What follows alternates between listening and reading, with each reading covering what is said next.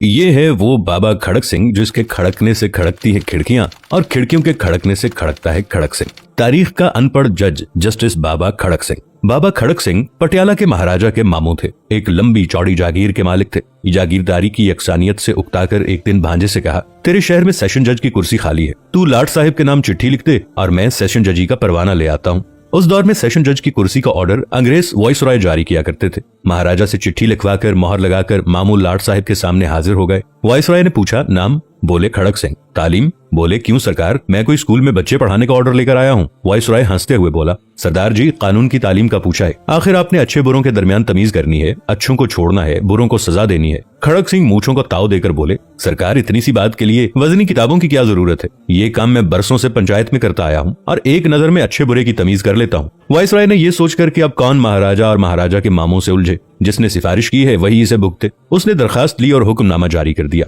अब खड़क सिंह जस्टिस खड़क सिंह बनकर पटियाला तशरीफ ले आए। खुदा की कुदरत के पहला मुकदमा ही जस्टिस खड़क सिंह की अदालत में कत्ल का आ गया। एक तरफ 4 कातिल कटहरे में खड़े थे, दूसरी तरफ एक रोती धोती औरत सर का दुपट्टा गले में डाले खड़ी आंसू पोंछ रही थी। जस्टिस खड़क सिंह ने कुर्सी पर बैठने से पहले दोनों तरफ खड़े लोगों को अच्छी तरह से देख लिया। इतने में पुलिस ऑफिसर आगे बढ़ा, जस्टिस खड़क सिंह के सामने कुछ कागजात रखे और कहने लगा, माय लॉर्ड, ये औरत क्रांति कौर है और इसका कहना है कि इन चारों ने मिलकर इसकी आंखों के सामने इसके खामिद का खून किया है।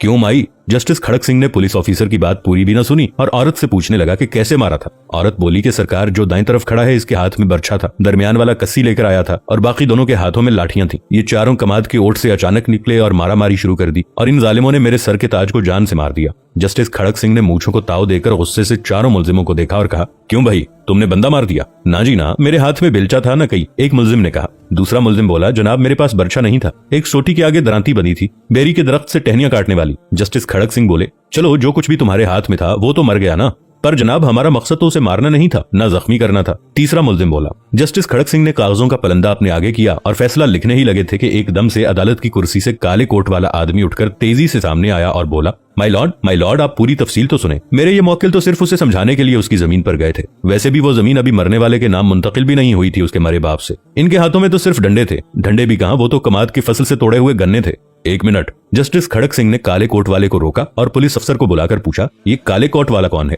सरकार, ये वकील है, मुलजिमान का वकील सफाई, पुलिस ऑफिसर ने बताया। यानी ये भी इन्हीं का बंदा हुआ ना जो इनकी तरफ से बात करता है। खड़क सिंह ने वकील को हुक्म दिया कि उधर कटहरे में खड़े हो जाओ कातिलों के साथ। इतनी बात की और कागजों के पलंदे पर एक सतरी फैसला लिखकर दस्तखत कर दिए। जस्टिस खड़क सिंह ने फैसला लिखा था कि 4 कातिल और 5वां उनका वकील, पांचों को फांसी पर लटका दिया जाए। पटियाला में खलबली मच गई। ओए बचो, खड़क सिंह आ गया है जो कातिल के साथ वकील को भी फांसी दे देता है। कहते हैं कि जब तक खड़क सिंह सेशन जज रहे, पटियाला रियासत में कत्ल की बहुत कम वारदातें हुई।